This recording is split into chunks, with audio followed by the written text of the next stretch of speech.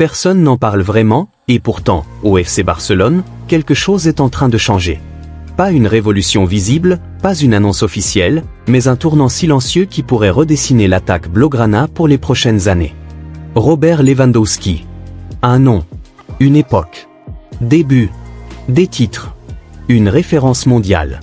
Mais aujourd'hui, dans les bureaux du club, une question commence à s'installer. Une question que personne n'ose dire à voix haute, mais que tout le monde a en tête. Et si le Barça devait déjà préparer l'après Lewandowski? Pas demain. Pas brutalement. Mais intelligemment.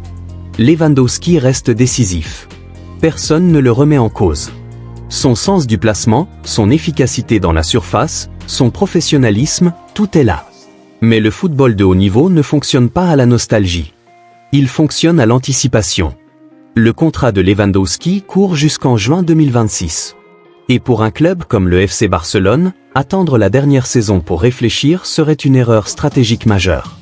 Le Barça ne se demande pas si Lewandowski est encore bon. Le Barça se demande combien de temps il peut encore construire son projet offensif autour de lui. Et surtout, comment éviter un vide brutal au poste le plus important du terrain. C'est là que tout change. Contrairement à ce que certains médias veulent faire croire, le Barça n'a pas déjà choisi son remplaçant. Il n'y a pas de signature secrète, pas d'accord caché, pas de futur numéro 9 déjà annoncé en interne. Mais il y a quelque chose de plus révélateur encore, une réflexion profonde sur l'identité offensive du club. Le Barça ne cherche pas le nouveau Lewandowski. Le Barça cherche le futur de son attaque. Et ce futur ne passera pas forcément par un pur numéro 9 à l'ancienne. Les discussions internes tournent autour d'un profil très précis. Un attaquant plus mobile. Capable de participer au jeu, de décrocher, de créer des espaces pour les ailiers.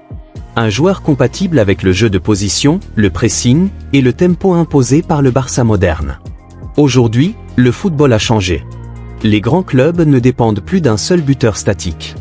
Ils construisent des attaques dynamiques, interchangeables, imprévisibles. Et c'est exactement ce que le Barça veut retrouver. C'est aussi pour cela que certaines pistes très médiatisées ne convainquent pas totalement en interne. Trop cher. Trop rigide tactiquement. Ou tout simplement incompatible avec la réalité financière du club. Depuis l'arrivée de Deco à la direction sportive, un mot revient constamment, cohérence. Fini les recrutements dictés par la pression populaire ou le marketing. Fini les paris désespérés. Le Barça veut un attaquant qui entre dans un projet global, pas une star isolée. Un joueur capable de s'inscrire dans la durée. Un joueur qui accepte la concurrence. Un joueur qui comprend où il met les pieds. C'est pour cette raison que plusieurs scénarios sont envisagés. Premier scénario, une transition progressive. Lewandowski reste encore 1 ou 2 saisons. Le futur attaquant arrive doucement. Il apprend, il s'adapte, il monte en puissance. C'est le scénario le plus sécurisant sportivement. Mais aussi le plus délicat à gérer humainement. Deuxième scénario, pas de nouveau numéro 9 immédiatement. Le Barça réorganise son animation offensive. Moins de fixation. Plus de mobilité. Plus de responsabilités partagées. Un modèle déjà vu dans l'histoire du club. Un modèle risqué, mais fidèle à l'ADN blaugrana. Ce qui freine toute décision précipitée, c'est évidemment la réalité financière. Chaque transfert est calculé. Chaque salaire est analysé. Le Barça ne peut plus se permettre une erreur à 80 ou 100 millions. Aujourd'hui, recruter un grand attaquant, ce n'est pas seulement payer un transfert. C'est gérer un salaire énorme, des primes, des commissions, un équilibre de vestiaire. Et c'est pour cela que le club avance lentement. Très lentement. Certains supporters s'impatientent. D'autres s'inquiètent. Mais en interne, le mot d'ordre est clair, ne pas répéter les erreurs du passé. Parce que mal gérer l'après Lewandowski, ce serait ouvrir un nouveau cycle de chaos. Mais bien le gérer, ce serait poser les bases d'un Barça stable, compétitif et respecté. Et pendant que cette réflexion se déroule dans l'ombre, un autre dossier, bien plus explosif, est en train de secouer le club. Un dossier qui touche directement à la Masia, à la formation, à l'identité même du FC Barcelone. Dans la deuxième partie, on va parler du séisme de Ro Fernandez, du PSG, des tensions internes, et de ce que ce départ révèle vraiment sur l'état actuel du Barça. Si cette première partie t'a plu, reste bien jusqu'au bout, parce que la suite est encore plus lourde de conséquences. Pendant que le Barça réfléchit à l'avenir de son attaque, une autre bombe explose en silence. Pas une rumeur lointaine. Pas une hypothèse. Mais un dossier bien réel, déjà presque bouclé. Dro Fernandez. Un nom que beaucoup de supporters commençaient à découvrir. Un joueur formé à la Masia. Un symbole de cette génération que le Barça veut protéger, mais qu'il n'arrive plus toujours à retenir. Aujourd'hui, Dro Fernandez est tout proche de quitter le FC Barcelone pour le Paris Saint-Germain. Et ce départ ne laisse personne indifférent. En interne, le choc est réel. Dro Fernandez a informé le club de sa décision. Il souhaite partir. Et il est prêt à activer sa clause libératoire, estimée autour de 6 millions d'euros. Sportivement, ce montant est faible. Symboliquement, il est énorme. Parce que ce n'est pas juste un jeune qui s'en va. C'est un message envoyé au club. Le message est clair, le projet ne convainc plus autant qu'avant. Et c'est là que la situation devient délicate. Hansi Flick n'a pas apprécié. Pas du tout. L'entraîneur comptait sur Dro Fernandez. Pas forcément comme titulaire immédiat, mais comme un élément important de la rotation, un joueur à développer progressivement.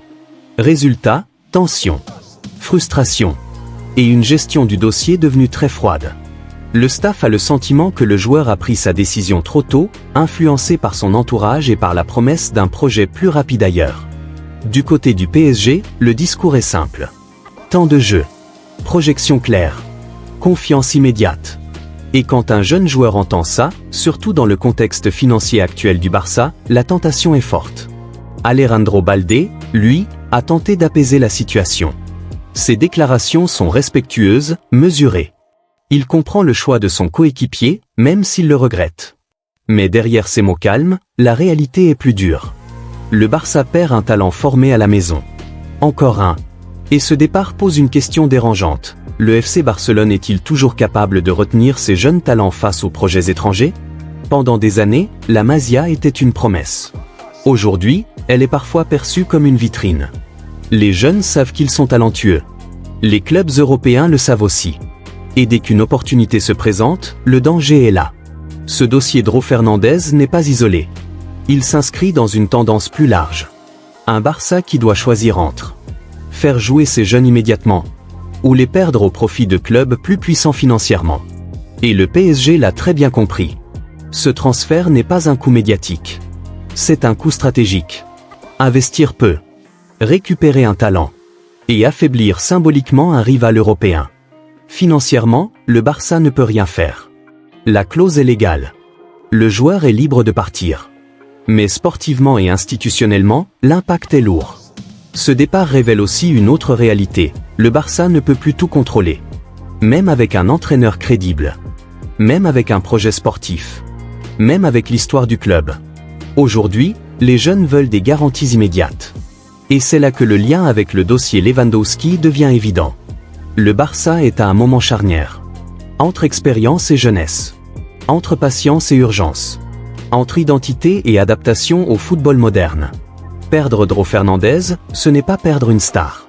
C'est perdre une possibilité. La possibilité de construire sur le long terme. La possibilité de montrer que la Masia reste une finalité, pas une étape. Et ce genre de départ laisse des traces. Dans le vestiaire. Dans la direction. Et surtout chez les supporters. Parce que les fans ne voient pas seulement un transfert. Ils voient une fracture.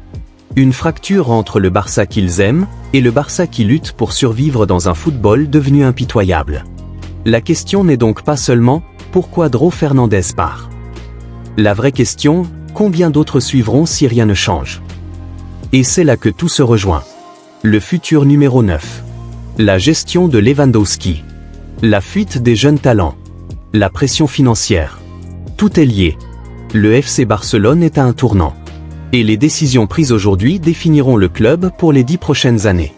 Si tu es arrivé jusqu'ici, c'est que ce sujet te touche autant que moi. Alors dis-moi ce que tu en penses en commentaire. Est-ce que le Barça gère bien l'après Lewandowski? Est-ce que le départ de Dro Fernandez est une erreur du club, ou une fatalité? Abonne-toi à la chaîne Voix Culé, like la vidéo si tu veux plus d'analyse sans langue de bois, et partage-la avec tous les vrais supporters du Barça. Parce qu'ici, on ne suit pas l'actualité. On la comprend.